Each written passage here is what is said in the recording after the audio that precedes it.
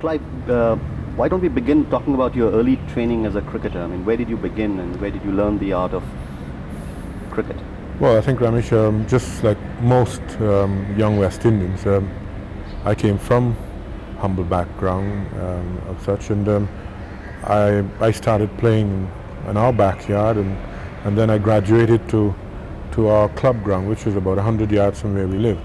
But I think I was fortunate in the sense that I had someone to look up to and someone to emulate. Lance Gibbs, as you know, is my cousin. So I had an early sort of look at cricket and cricketers and the way they behaved and that sort of thing. So it was inevitable that I would eventually play cricket because it was the only game that that was played quite regularly in and around Georgetown. But Lance Gibbs was a spinner, and you chose to take batting as your line in cricket. And what was it that sort of brought you into batting? Well, I used to bowl a bit of leg spin, and innocuously really, but I even bowled it in test matches. When I look at it these days, I tend to think, well, if I'd bowled to myself, I probably would have made $1 million. But eventually, as I got bigger in stature, sort of thing, grew in stature, I started to bowl a bit of medium pace, really. And I did that at high school when I captained my school, and I was stuck with it. And eventually, when I went to play in the leagues, I continued to bowl medium pace. You've had an experience both in 5-day test matches and limited overs cricket. In fact, when limited overs cricket first came out, you were one of the first initial sort of sponsors of it, if I can use that word, because you were part of the WSC. What basic difference do you see between limited overs cricket and the 5-day kind? I mean, I think it's entertainment. There's a lot more going on. There's runs will be scored, wickets will be falling. The players are more enthusiastic on the field. They tend to be diving around, and it's a sense of fun. It's just a different part of cricket. It's another facet of cricket, which is enjoyed by people who didn't like cricket at all. They couldn't stand watching 5 days of cricket. So we have a situation here where you have to accept it for what it is. It's entertainment, and I think these days with the amount of problems they have in the world, people do need some entertainment, and I enjoy it, and I think most cricketers enjoy it. But they would still prefer to be known for your test match status, what you've done in the test match. But I think once you accept one-day cricket for what it is, well then, we're stuck with it, and I still think quite a lot of people enjoy it. But did you have any problem adapting yourself to one-day cricket? I mean, after all, test cricket is a test of skill, and one-day cricket you have to sort of become a little more inhibited. So did you personally have any problem adapting to No, it? because basically West Indians are good strikers of the ball. We like to sort of, to play a lot of shots. So we adapted to it quite well. It was more or less our style of play. We were not dogged sort of players. We were always flamboyant. So it blended in with our sort of stature. Well, not only stature, but our type of play. And that's why I suppose it's so well liked by the people in the West Indies. And now it's even coming to a place that, like India, who are accustomed to seeing the Gavaskars stay there and bat for hours. And they're enjoying it just like everybody else. What is in your opinion, the status of Kerry Packer, in terms of contributing to the popularity of one-day cricket, to limited overs cricket? Well, I think first and foremost, I think when we joined the Kerry Packer group of such, is because we realized that cricketers didn't know what they were worth, and he made us aware of what we were worth, and he started a blend of cricket that we never envisaged. Nobody envisaged playing cricket at night.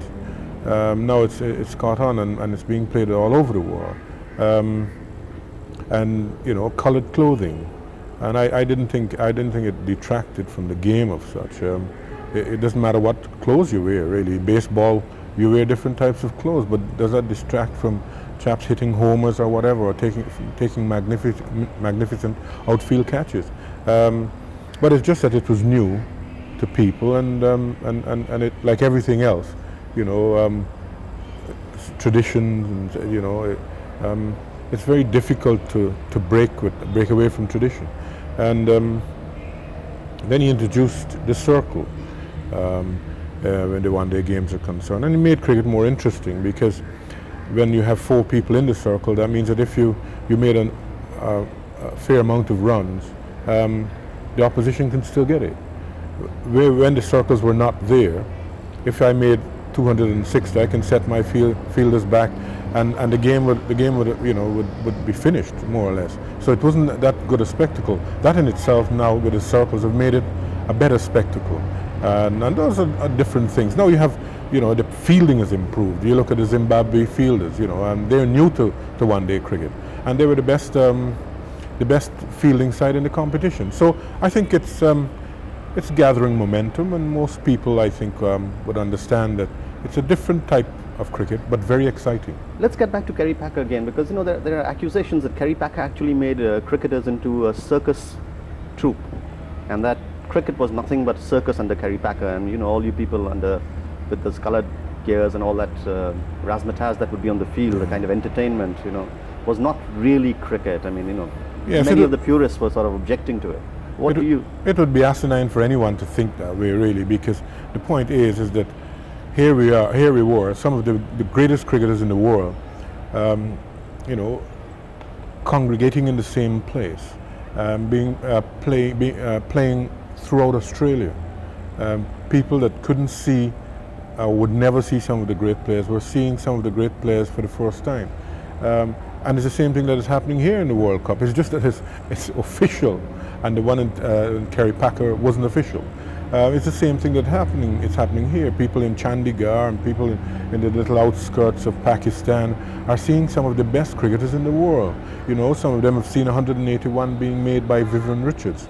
Now this was not possible, really, unless this had happened. So basically it's Kerry Packer that has started this, and we've got to be grateful to him for it. Cricketers and the officials. He's opened their eyes to a lot of things where cricket was concerned. So I would think that we owe him a great deal. I think more than anything else, you owe him the fact that he brought in a lot of money in cricket. I mean, you know, till LOC, limited overs cricket, there wasn't that much money in Test cricket, and Kerry Packer made it possible. Would you say that's a fair comment? But if you look at England, you look at Pakistan, you look at India, they're doing everything that Kerry Packer did. You know, where the drinks are concerned on the field, it's something different, you know. Where the sponsors are concerned, there's sponsors every time an over is finished. There are more sponsors now involved in cricket than ever before. You only have to look at some of the cricket grounds here, the amount of sponsors that they have around the cricket ground. I don't think anybody ever thought that they would have seen signs around Lord's cricket ground. It was never thought of, but there it is. You know, over 50 odd, 60 odd sponsors are there, and they're getting quite a few pounds from it. You know, so there again, he's given them something to think about, and they're more or less gaining from it. How were you approached first by WSC? I mean, by the Kerry Packer? Oh, I was approached in the West Indies. We were playing Pakistan at the time, actually, and when I was given the contract and saw the amount of money that we were being paid, you know, my wife was there with me, and we sort of pondered over it. We sort of thought about it, and you know, everything that went through our minds, because it looked like this was the end of my Test career, and I had to make a decision, and those decisions are not very easy to make when you're just 30 odd. But I knew that I was doing something for cricket, not only for myself, because we were never paid very well, and we always had to depend on the benefit and things like that, or handouts for that matter. And I made a conscious decision, and for cricketers throughout the world, because once we had made that decision, the boards had to you know, come to their senses and think, well, you know, this can escalate. We will have to do something. So hence, the England player who was getting probably 150 pounds a test match eventually got 750. You know, he got nearly 400% rise. And I can't think of any company that can give anybody a 400% rise. And that's the situation we thought of. Well, where was this money all the time? How come you can get that amount of a rise of such? So there again, we had to be grateful to Kerry Packer for that. Then it has risen steadily since. So we are grateful. But we are very grateful. Who approached you? I mean, was it Tony Greig or? No, I was approached by a fellow called Austin Robertson, who was an agent for WSC, and he wanted to see me, and then I had a chat with Tony Greig. We had a meal, and we discussed it. It was all secret, very secretive sort of. And did you sort of discuss with some of your other cricketers? I mean, did you? No, well, I didn't know who else they were approaching, and then a couple of my other players like Viv Richards and Andy Roberts were approaching. They asked me what to do. I said, well, we have to sit down and think about it, and we thought about it, and then eventually they signed up others. We didn't know that others were being signed up, you see, and then we realized that we had a West Indian team. Well, but that took West Indies out of Test cricket for a little while. I mean, in the sense that it. Yes, but we didn't want to get out of it. We were thinking of we asked too that we were not going to be tied to a contract which made us play in South Africa. That's one of the rules that, you know, one of the clauses that was in our contract. Let's get to you know, let's now talk a little about the World Cup cricket. Then, you know, after Kerry Packer, the real next big thing in limited overs were the Prudential Cups in England in 75, 79, 83. And at one stage, 75, 79 seemed West Indies was invincible. Yes, well, 75, we don't forget, I'd just been made captain, and I just won a series here marginally by 3 tests, 2 I think, against India. It was a very good test series, and I was pretty young, a young captain. Then I went to the World Cup, and we had Australia, who was probably the best team at the time, because they'd just beaten England by 4 tests to 1 or 4-0 or whatever. So they were very good. So we weren't really the favourites of such. But we had a good side. We had a good young side, very enthusiastic. And I think we were just moulding the West Indies team into a very cohesive unit. And we played very well. We had a very good game against Pakistan. When, you know, if we had lost that game, we would have been out of the competition. Our last pair needed 66 to win, which we won. And I've never seen so much jubilation in a room. And that was the starting of our I think of our cricket coming to fruition. And then there was the 79 World Cup. 75, 75, your yes. famous final. Well, yes, and I made 100 in the final, and I thought it was wonderful atmosphere. You know, it was the first World Cup, and we wanted to win the first World Cup. There's no other first. You know what I mean? So we wanted to win that, and I remember going out when we had lost about 3 quick wickets, and I got dropped when I was about 12 or 14. And from then on, it was just sort of plain sailing. I just hit everything in the middle, and I just thoroughly enjoyed myself. You think that is one of the best innings you've played in one day? I probably think it's one of the best one-day innings I've played, because when you look at the opposition that we had, Lilly, Thompson, Gilmore, Walker, Chappell, you know, it was rewarding in the sense that we won the trophy, and I'd won it, and I'd played an innings against such competitive guys. What about 79 then? I mean, by 79 you were captain again. Yes, 79 we were doing fairly well again. We lost 1 game against India, and then we had that marvelous game in the final where Viv Richards and Collis King. It was wonderful stroke play. I mean, it's still something I remember. When I look back, I was so pleased that I was there to watch it. I mean, that was the game in which Viv Richards scored 138. Yes, batted like the true master he is. And then we come to the 83. I mean, the World Cup where you went in as favourites, Yeah. and then were upset. Where do you Yes. think? Well, we didn't play well. Not to say that the opposition didn't play well either. They played much better than they're a little bit more confident towards the middle. When they made 180, well, I probably thought that they thought, well, they'd gone, and quite a few people thought so too. But we didn't bat particularly well, and they won it, and it was, it was good luck to them. It was good for their cricket too, and it probably gave them a bit of a lift and gave other countries a lift. That if India can win the World Cup, fine, we can do this too. At what stage did you think the game really swung away from you in the finals? I mean, after 183 is not a very big total for West Indies to get. Yes, it was. I think when we lost quite a few wickets early, and we just sort of fell away in the middle. I got injured. I pulled a muscle, so I was a bit restricted. But they took the initiative, and they batted, and they bowled well.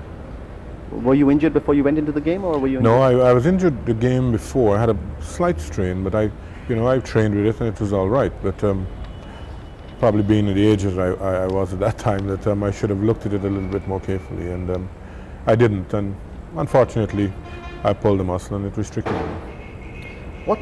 How important do you think is captaincy in limited overs cricket? I mean, you were supposed to be one of the, the greatest captains of LOC. Well, it's very important, because you only have a couple of hours to think of what you're doing. You've got to motivate your players. You've got to have the right batting order. You have to have the right bowling lineup. You've got to try and have the right field. You've got to outthink the opposition, and you've got to try and restrict them, with the right sort of field placing. It's very taxing on your brain, because, as I said, you have to do everything in those 3.5 hours or whatever. But do you think that your strategy as a captain is entirely different for a 5-day match? It is, because you see, you don't have time to make up. You make mistakes. Your mistakes, the margin for mistakes are very minimal, and I think that you have to go out there very positive in your outlook. And as I said, you're doing everything in that one day. If you're even batting, you've got to try and see if you can change your batting order according to situations. So you've got to be involved all the time. Let's talk about some of the great legends that you've played with. I mean, you are one yourself, but some of the other legends in limited overs. I mean, can you think of some names that you've had the pleasure of playing against or with?